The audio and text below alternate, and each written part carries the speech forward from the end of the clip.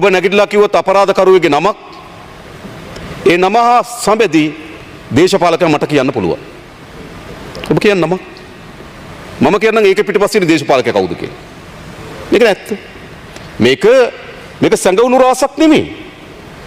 මේක අද විවෘතව මේ රටේ ජනතාව දන්නවා මේ අපරාධ කල්ලි පෝෂණය වුණේ කවර දේශපාලන නායකත්වය යටතේද කියන එක දන්නවා. ඒ නිසා අද මේ සංවිධාන අපරාධ කල්ලි මේ දක්වා වර්ධනය වෙන්න එම දේශපාලන නායකත්වයන් පෝෂණය කරා. ඒ නිසා තමයි කියන්නේ අමරේ කලබල වෙන්න එපා මම ඇවිල්ලා ඉන්නේ කියනකොට අමරේ නිහඬ වෙනවා. එයි අමරේ කටහඬින් අඳුරනවා කවුද කියන්නේ. එහෙමයි. එතන ආවේ කවුද කියලා නම කිව්වේනේ. අමරේ ඉන්නේ දුරක පුද්ගලයා යන්නේ තව දුරකින්. කෑ ගාලා කියනවා අමරේ මම ඇවිල්ලා ඉන්නේ නිහඬ වෙන්න කියලා.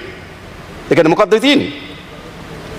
හඬින් පව අමරේ දන්නවා තමන්ගේ නායකයා කවුද කියන්නේ. එහෙමයි මේ අපරාධ කල්ලි වර්ධනුනේ. අද කවුද මේ අපරාධ කල්ලි වල වර්ධනය පිළිබඳ කිඹුල් කඳුළු වෙලන්නේ? කවුද? කවුද ආරක්ෂාව දුන්නේ? කවුද පෝෂණය කරේ? කවුද වර්ධනය කරේ? මේ දේශපාලන අධිකාරිය.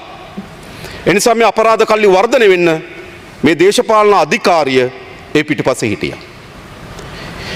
ඒකට තිබුණ ආශිර්වාදයේ වෙනුවෙන් නිසාම සියලු බියජනක තත්ත්වයන් අපරාධ කල්ලි වල නිදහස් වුණා. නිසා අපරාධ කල්ලින් එක්ක අපරාධ මැඩ පැවැත්වීම සඳහා තිබෙන ආයතනද ඒ යම් කුඩා පිරිස් ඒවත් එක්ක එකට ගැට ගැහෙන්න පටන් ගත්තා. එකට ගැට ගැහෙන්න පටන් ගත්තා.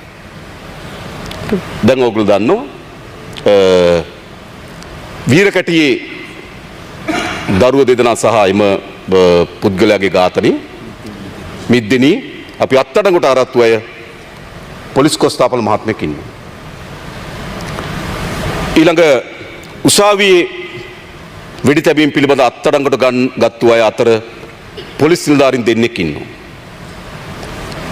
ගල්කිස්සේ පොලිසියේ T56 අවිය පැහැරගෙන ගිහිල්ලා පාතාලයට දෙනවා. පොලිස් නිලධාරීන් ඉන්නවා. ඒ කියන්නේ මොකක්ද? දේශපාලන යාන්ත්‍රණයේ ආරක්ෂාව තිබුණා. පොලිසියේ යම් කණ්ඩායම් මේ අපරාධ කල්ලින් එක සහ සබඳතාවයන් තිබෙනවා. හොඳට තේරුම් ගන්න මේ තත්ත්වය. මේක ඔබ හිතන්නේ හුදු දඩයක්කාරයෙක්ගේ ප්‍රශ්නයක් නෙමෙයි. හුදු තුවක්කුවක් කරේ තියාගෙන ගිහිල්ලා දඩයමක් පස්සේ හඹාගෙන යන අපරාධකරුවෙක් පිළිබඳ ප්‍රශ්නයක් නෙමෙයි සමාජයේ තිබෙන්නේ. දේශපාලන රැකවරණ සහිතව ඒ මැඩ පැවැත්වීම සඳහා තිබෙන ආයතනයන්ගේද සබඳතාවයන් සහිතව මේ අපරාධ කල්ලි නිදැල්ලේ වර්ධනය වුණා. ඒ අනුව තමයි එක් හමුදා කඳවුරකින් T56 ගිනියවේ 73ක් පාතාල කල්ලි ගාවට එනවා. රජයේ අවියායුධ පාතාල කල්ලි වෙත ගලාගෙන යනවා. නිමයි තත්ත්වය. එයින් 35ක් දැනට අත්අඩංගුවට අරන් තිබෙනවා. තව 38ක් අත්අඩංගුවට ගැනීමට නියමිතව තිබෙනවා. මේ අවියායුධාව අපේ කාලේ නෙවෙයි ඊට පෙර. හැබැයි පරීක්ෂණයක් දියත් වුණා ඊට පෙරත්. හැබැයි රජයේ ඉහළම නිලධාරීන්ගේ අනුමත සහිතව මේ ගිනි අවි කඳවුරු වලින් එළියට ආපු එක ගැන පරීක්ෂණය නතර කරන්න නියෝග කරා. එහෙමයි. දැන් නිදැල්ලේ අවියායුධ ගලාගෙන යන්න ඉඩ දුන්නා. සමහර බලපත්‍ර සහිත තුවක්කු අවිය සමහර ජනාධිපතිවරුන්ගේ දරුවන්ට එක්කෙනෙක් සතුව ගිනි අවි 7ක් ලබා දීලා තියෙනවා ආණ්ඩුවේ. මම දන්නේ මේගොල්ලෝ ජීවත් වුණේ මොන තැනකද කියලා. රජයේ නිල ලේඛන වලට අනුව ජනාධිපතිවරයෙක්ගේ මද්දුම පුතාට මතක තියලා ගිනි අවි 7ක් දෙන ආණ්ඩුවෙන් බලපත්‍ර සහිතව. කොහෙද මේගොල්ලෝ ජීවත් වුණේ? මොකද ගෙදර ත්‍රස්තවාදී ගැටුමක් තිබ්බද? දැනගන්න කැමතියි. ගෙදර යුද්ධයක්ද? මොකද මෙලා තියෙන්නේ? ඒ වගේම දැනට බාර දීපු අවියායුධ නීත්‍යානුකූල දීපු අවියායුධ හරියට හොයාගන්න නැහැ. සමහර ඒවා ආමියකට බාර දීලා. සමහර ඒවා ආමියකින් ඒ කියන්නේ මේ MOD එකෙන් අරගෙන ආරක්ෂක අමාත්‍යාංශයෙන් අරගෙන පොලිසියට දීලා. සමහර ඒවා පොලිස් දෙපාර්තමේන්තුවෙන් අරගෙන MOD එකට දීලා. මොකද්ද මේ තියෙන්නේ? ඒ කියන්නේ කිසිදු ආරක්ෂාව පිළිබඳව සංවිධානයක රාජ්‍යයක පැවැත්ම පිළිබඳව කිසිදු වගකීමක් නැතුව වගකීම් විරහිත පාලනයක් අපේ රටේ තිබුණා. මතක තියාගන්න.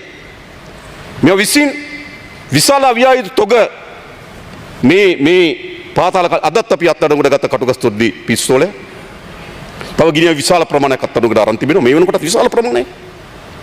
මේ කොහොමද මේ කල්ලිවලට ආවේ? එනිසා මේක අපරාධ රාජ්‍යයක යටිබිම්ගත අපරාජ්‍ය රාජ්‍යයක් ස්වභාවයකට මේ රටටපත් වුණා. අපිට එළිය පේනවා පොලිසියක් තිබෙනවා, හමුදාවක් ඉන්නවා, දේශපාලන අධිකාරිය තිබෙනවා, අධිකරණ පද්ධතියක් තිබෙනවා, නීතිඥවරුන් තිබෙනවා. එළිය ලෝකයේ. හැබැයි මේ එළිය ලෝකෙට යටින් සන්නද්ධ මේ සන්නද්ධ අවි කණ්ඩායම් ඉන්නවා. ඒකට අනුගත වෙන පොලිස් නිලධාරීන් ඉන්නවා.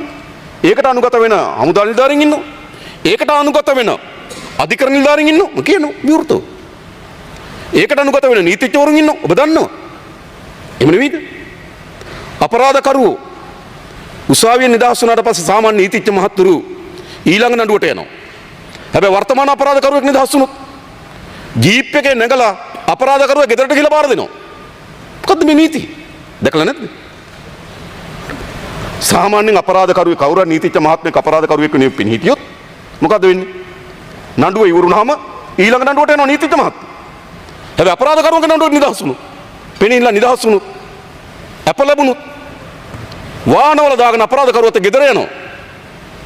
මෙහෙමයි මේ ජාලය තිබෙන්නේ.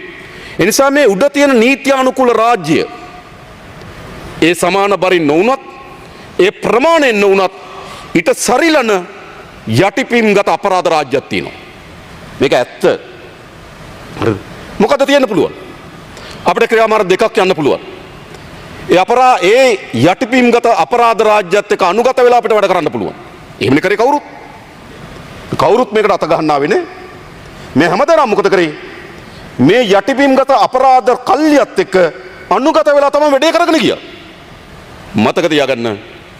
ජාතික ජන බලවේගයේ අපේ ආණ්ඩුව මේ යටිබිම්ගත අපරාධ කල්ලියත් එක්ක හැප්පිලා ඒක අපේ රටේ අවසන් කරනවා. මතක තියාගන්න. ඒක කරන්න ඕනේ මහන්නිතර. එනිසා මෙතන මේ සංවිධානාත්මක අපරාධ කල්ලි ඉතාමත් නිදැල්ලේ පෝෂණය වෙමින් වර්ධනය වෙමින් තිබුණා. අද ඔබට මම ඉතා වගකීමෙන් කියනවා ආණ්ඩුවේ කිසිදු කෙනෙක්ගෙන් සංවිධානාත්මක අපරාධ කල්ලියකට කල්ලියේ සමාජිකයෙකුට කිසිදු රැකවරණයක් සහ ආරක්ෂාවක් සහ අනුශාසනාවක් ලැබෙන්නේ නැහැ. කරේ. ඒකනේ අපේ පාර්ශ්වය. ඊළඟ පොලිස් දෙපාර්තමේන්තුව.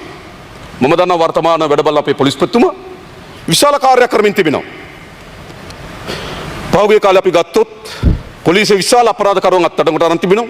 අවියායුධ අත්අඩංගුවට අරන් තිබෙනවා. ඒ වගේම විවිධාකාරයේ අපරාධ වලට සම්බන්ධ පොලිස් නිලධාරි මහතුරුත් අත්අඩංගුවට අරන් තියෙනවා. මතක තියාගන්න. එයි මේ ලින්ක් එක කඩන්න ඕන. අපරාධකරුවා හුදු අපරාධයේ කොටසක් විතරක් කරන්න ඕන. ජාලයේ කොටසින් ගලවන්න ඕන. ඒ නිසා අපි මේ ජාලයේ එක එක ගලව යනවා. අපි ගලවනවා ඒක හොඳ. ඒතර කාට හරි කියන්න පුළුවන් දේශපාලන මාරුවීම. ඒ කිසිවක් දේශපාලන මාරුවීම නෙවෙයි. මට මාපසු ගෙනගෙන මට අපේ කිසියෙකුට අපිට ඕන OIC කෙනෙක් දාගන්න, අපිට ඕන පොලිස්පතිවරයෙක් දාගන්න ඒවා අපේ ලෝකේ නෑ. මම ඒක පසු කියන්නේ. අපි මොකද්ද කරන්නේ? අපි කරන්නේ මේ අපරාධ කල්ලි මැඩ පැවැත්වීම සඳහා යන ගමනේදී යම් බුද්ධිතොරතුරු අපිට වාර්තා වෙනවා නම් යම් අපරාධ කල්ලි වලට ආරක්ෂාව දුන්නා, අවශ්‍ය වෙන ක්‍රියාමාර්ග ගත්තේ මහජනයාගෙන් අදහසක් එනමුනම් අපි අපරාධ කල්ලියක් ගැන පිළිබඳ ගිහලා පොලිසියට ගිහපුවාම පොලිසියෙන් එක ගිහලා තියෙන නැවත අපරාධකාරය වෙත එහෙම තත්වයක් නම් තිබෙන්නේ ඒ පොලිසිය වෙනස් කරන්න ඕනේ නැද්ද? ඒක කවුද කියන්නේ? දේශපාලන පත්වීම කියන. ඒක කිසිදු දේශපාලන පරිගැනීමක් හෝ දේශපාලන පත්වීමක් නෙවෙයි. අපිට මේ අපරාධ කල්ලියක දේශපාලනයේ තියෙන ජාලය බින්දිනවා වගේම ඒ නිලධාරී යාන්ත්‍රණත් අපි බින්දින්න ඕන. අපි කටයුතු කරමින් තිබෙනවා. හරි. ඒ නිසා අපි හිතනවා අපේ රටේ පොදු ජනතාවගේ උවමනාවක් වෙන මේ සන්නද්ධම නේද සංවිධානාත්මක අපරාධ කල්ලි මැඩ පවත්වන්න ඕන කියලා මතක තබා ගන්න. ඒ මැඩ පවත්වන මේකම ආණ්ඩුව ජාතික ජන බලවේගයේ ආණ්ඩුව බව මතක තියාගන්න. හැබැයි දැන් අපිට සාධාරණ සැකයක් තියෙන තැනක් තියෙනවා. මෑත කාලේ සිදුවීම් කීපයක් අපි විශ්ලේෂණය කරා. එකක් මිද්දෙනියේ පුද්ගලෙක් සහ දරුවෝ දෙදෙනෙකුගේ ඝාතනය. දෙවෙනි එක අලුත්කඩේ උසාවියේ ඝාතනය. කොටහේන ඝාතනය. උස්වැටකෙයියාවේ ඝාතනය. ගල්කිස්ස පොලිසිය අවි පැහැරගෙන තව සංවිධානාත්මක අපරාධ කල්ලිවිත බාර දීම. ඒ වගේම දැන් අද සිදු වී තිබෙන මිනුවන්ගොඩ වෙඩි තැබීම. මේ මෑත කාලේ 6ක්. සාමාන්‍යයෙන් ඊයේ සාමාන්‍යයෙන් ගත්තොත් මේ අපරාධ මේ සිදුවීම් 6 ගත්තොත් දැනට මිනුවන්ගොඩ අපරාධය ඒ අපරාධය හනකොට අනිත් පහම කල්ලි පහක වැඩක්. හරිද? සමහර විට වෙනවා එකක් විසින් අනිත් එකට පහර දීලා අනිත් එක කල්ලි දෙකක් අතර ගැටුමක් නෑ. මේ සිදුවීම් පහ ගත්තොත් කීපු මේ සිදුවීම් පහ ගත්තොත් මිනුවන්ගොඩ සිදුවීම හැර ඒක තව පරීක්ෂණ කරන්න ඕන කවුද කල්ලි කියලා හොයන්න. මේවා කල්ලි පහක වැඩක්. එහෙනම් ඒකෙන් කියන්නේ මොකද්ද? සන්නද්ධමය ඒ කියන්නේ මේ සංවිධානාත්මක අපරාධ කල්ලි ටික එක විට සක්‍රීය භාවයකට අවිල්ලා තියෙනවා. මේකයි විශේෂය. තව මෙවැනි සන්නද්ධ සක්‍රියතාවයකට ආය හැකි තැන් දෙකක් අපි හඳුනාගෙන තියෙනවා. එකක් මඩකලපුව. මෙවැනි තත්ත්වයකට පත් විය හැකි තැනක්. තව තැනක් උතුර. ඇයි සමහර අය විසින් තමන්ට මෙහෙවිය හැකි සන්නද්ධ කණ්ඩායම් ගොඩනගලා තියෙනවා. මඩකලපේ එහෙම සංවිධානයක් තියෙනවා. ඒක මෙහෙවිය හැකි. යාපනයේ කුඩා සංවිධාන එහෙම කල්ලි ගොඩනගුවා. මෙහෙවිය හැකි. ඒ නිසා අපි හිතනවා මේවා එක විට සක්‍රියතාවයට ගෙන ඒම පිටිපස යම් සැලසුම් සහගත කුමන්ත්‍රණයක් තියෙනවා.